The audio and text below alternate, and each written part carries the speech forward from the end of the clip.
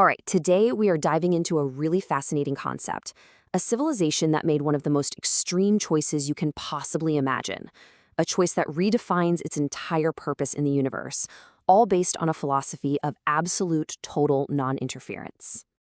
So let's start with a question. What if a super advanced civilization, after existing for maybe eons, came to this just startling conclusion that history itself, the entire story of the cosmos, was so incredibly precious, so vital, that it was too important to be made? Yeah, you heard that right. That is the core mind-bending idea here. Just imagine a society deciding its ultimate goal isn't to create or to build or to participate at all, but to just step back from the canvas of reality completely, to become a passive observer instead of an artist. They call themselves the Witness, and they literally define their society as post-participatory. Their huge unifying goal isn't what we'd think of as progress or even survival. Nope, it's just to create a perfect, totally unblemished record of everything that has ever happened and everything that ever will. Now, the philosophy behind this is radical, to say the least. They believe that any action, it doesn't matter how good your intentions are, like saving a species or stopping a war, any action introduces a new variable. It taints the purity of the historical record. To the Witness, intervention is basically a form of cosmic pollution. So, okay, if you're not out there making history, what in the world do you do? Well, you build the ultimate library. Their entire civilization is built around this one single monumental project, the Great Cosmic Archive. It's their attempt to record the entire universe with perfect fidelity. And their whole society is structured to achieve this. At the very center of it all is the archive, a data repository of a scale that's just hard to imagine. It's managed by these totally dispassionate AIs called librarians, whose only job is to protect the data's integrity. And the people, the individuals, they're known as the Witnesses. Their job is simply to observe, all while having the lowest possible cosmic footprint. They're basically ghosts in the universal machine. So what does a day in the life of a Witness even look like? It's a life of constant, active, dedicated observation. I mean, one day you might be piloting a cloaked sensor ship, just silently drifting through a galaxy to record the birth of a star. The next, you might be living inside a flawless historical simulation, reliving some past event over and over, just to make sure the record is 100% accurate. Or you could be a curator, spending your entire life just organizing the endless torrent of data flowing into the archive.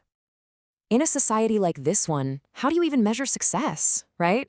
It's not with money or power. It's with this concept they call fidelity. Your social standing, your worth as a person, is all determined by the purity and the impartiality of the data you contribute. The better you are at just observing without bias, the more respected you are. Now, to protect this sacred purity of the archive, their whole civilization is governed by one single absolute law. It is the bedrock of their entire existence, the law of non-interference. And believe me, this line is drawn with absolutely ruthless clarity. So what's allowed? Simple. Observe, record, archive. That's it. That's the whole list. But to warn somebody, to save a civilization, to help, to interfere in any way at all, that is the ultimate crime. I want you to really picture this. A Witness is observing a planet, and they see it's about to be obliterated by an asteroid. They have the technology to stop it, no problem. They could save billions of lives with the push of a button. But according to their law, intervening would be the single greatest crime they could ever commit. They have to just watch and record. And this right here is the central, soul-crushing conflict of their entire society. They even have a name for it, the temptation of action. I mean, what is the psychological toll of having perfect knowledge, of seeing every single tragedy in the universe unfold, and being completely forbidden to do anything about it? This quote from the source material just says it all, doesn't it? It's the defining struggle of their lives. It's this constant, silent scream of empathy, fighting against the cold, hard logic of their mission. So it makes you wonder, right? What really is the price of perfect, impartial knowledge? For the Witness, it kind of seems like it might be their own humanity, maybe even their compassion itself. And this wasn't some unforeseen side effect they didn't think about. Their whole culture is built around this struggle. They've developed these incredibly deep philosophical and psychological disciplines, entire schools of thought, all dedicated to just coping with this unbelievable burden, to finding a way to rationalize their inaction. But what happens when someone just can't take it anymore?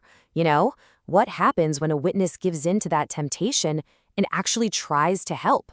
What's the cost for contaminating the precious archive? They have this very unique and, frankly, chilling term for it.